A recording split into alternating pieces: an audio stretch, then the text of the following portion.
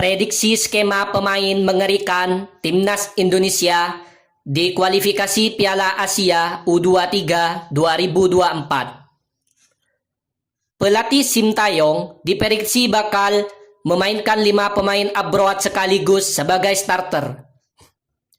Timnas Indonesia U23 akan menjalani 2 laga grup K kualifikasi Piala Asia U23 2024, yaitu melawan Taiwan dan Turkmenistan di Stadion Manahan Solo.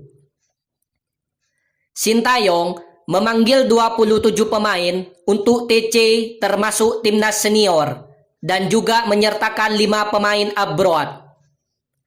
Sintayong biasanya menerapkan beberapa opsi formasi, yakni 4-4-2, 4-3-3, 3-4-3, 4-3-2-1, dan 5-4-1. Namun Sintayong diprediksi akan memakai formasi 4-3-3. Pasalnya, skema 3 pemain depan ini kerap digunakan oleh Sintayong. Berikut susunannya. Posisi penjaga gawang kemungkinan besar akan dipegang Hernando Ari yang memiliki kemampuan yang sangat baik dan jam terbang yang cukup di timnas. Di sektor lini belakang, diprediksi akan dipasang duet Elkan Bagot dan Rizky Ridho sebagai bek tengah. Mereka akan disokong oleh Ilham Rio Fahmi sebagai bek kanan dan Pratama Arhan sebagai bek kiri.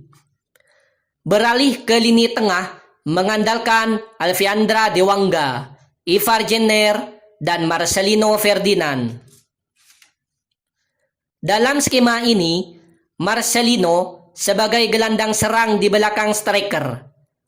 Dan di barisan terdepan bisa diisi Witan Sulaiman di sayap kanan, Rafael Strauwitz di sisi kiri, serta Ramadan Sananta sebagai ujung tombak.